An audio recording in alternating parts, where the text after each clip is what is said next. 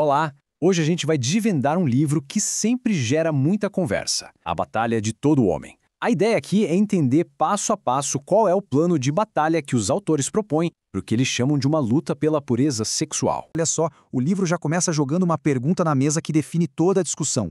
Essa luta é um vício daqueles de manual? Ou será que é outra coisa, algo mais sutil, talvez? É essa a questão que dá o pontapé inicial em tudo. E para os autores, o buraco é bem mais embaixo do que só um comportamento ruim. Eles colocam a coisa toda como um problema espiritual, que cria uma desconexão de verdade. Essa frase do coautor, o Fred Stoker, falando que sentia um muro de separação, já mostra o peso pessoal que o assunto tem no livro. Ok, então, para derrubar esse muro, o livro desenha um plano bem claro, que vai ser o nosso guia. A gente vai entender, primeiro, o campo de batalha e depois vamos passar pelos 3 perímetros de defesa: os olhos, a mente e, por último, o coração. Começando pela base de tudo. A premissa do livro é que a cultura de hoje é um bombardeio sem fim de imagens sensuais. Isso transforma o nosso dia a dia, queira a gente ou não, num verdadeiro campo de batalha, tanto visual quanto mental. Mas aí vem a pergunta, para quem é esse livro, afinal? Só para quem se considera viciado? E esse ponto é bem interessante. Os autores dizem que não. Eles basicamente dividem a coisa em 3 grupos. 10% que não são afetados, outros 10% que são viciados mesmo, e o foco principal do livro, os 80% que estão no meio, presos no que eles chamam de vício parcial. Certo, então vamos para as estratégias práticas. A primeira delas, o que o livro chama de primeiro perímetro de defesa, é 100% focada nos olhos. A ideia é bem simples, criar uma barreira exatamente onde o estímulo entra. Tá, mas na prática, como é que se faz isso? Parece quase impossível, né? Só que o livro é bem tático nesse ponto. A proposta é treinar os olhos, literalmente, para ricochetear, para desviar das imagens.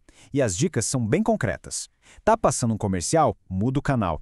Viu um outdoor do outro lado da rua? Olha para cá. É quase um treino de reflexo mesmo.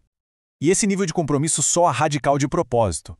O livro pega essa figura, Jó, e essa citação como um modelo a ser seguido. A ideia de fazer uma aliança com os olhos não é uma sugestão qualquer, é para ser uma decisão séria, um divisor de águas para essa primeira linha de defesa. Ok, mas e se a imagem passar por essa barreira? Aí, segundo os autores, a batalha muda de lugar. Ela vai para dentro. A luta agora acontece no campo da mente, então a defesa também precisa ser interna. Controlar os próprios pensamentos? Aí o desafio aumenta. E para explicar como fazer isso, o livro traz uma metáfora bem forte: o curral mental. A ideia é pensar na mente como um cavalo indomável. O objetivo não é matar o cavalo, mas sim construir uma cerca, um curral, para mantê-lo sob controle. E como funciona esse curral? É um filtro ativo. A estratégia é levar cativo todo o pensamento. Ou seja, o que o livro classifica como fantasia, devaneio, cobiça, fica para fora do curral. E do lado de dentro, aí se cultiva o que é definido como pensamento puro, como focar na parceira, na oração. É um exercício constante de substituição. E assim a gente chega na defesa final. E olha, aqui a abordagem muda da água para o vinho. O terceiro perímetro, o coração, não é apresentado como uma tática de defesa, de bloqueio, mas como uma estratégia proativa, positiva, uma que vem de dentro para fora. Para ilustrar esse ponto, o livro usa a história de Davi e Urias. De um lado, Davi, que cedeu à tentação, que colocou o desejo dele acima da honra. Do outro lado, Urias, que é o completo oposto, foco total no dever, no compromisso. O livro usa Urias como grande exemplo de lealdade, que seria a base da defesa do coração.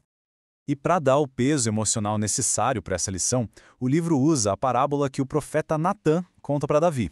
Essa imagem da cordeirinha, tratada como se fosse da família, como uma filha, é a imagem que o livro usa para definir o ponto central aqui, a ideia de estimar, de valorizar de verdade a parceira. E é aqui que a gente amarra tudo. A tese final é a seguinte: quando se foca toda a energia em amar, honrar e valorizar a parceira, o brilho das tentações de fora começa a apagar, a coisa perde a força naturalmente. A melhor defesa, então, não é reativa, não é uma luta, ela se torna uma consequência de um coração bem focado. E para fechar nossa análise, o livro deixa uma pergunta no ar que é um verdadeiro desafio. A busca é por excelência ou por obediência? Em outras palavras, o objetivo é só parecer bom por fora, manter as aparências, ou é buscar uma obediência de coração, uma integridade real com um padrão que foi escolhido? É uma provocação final sobre a real motivação por trás de toda essa batalha.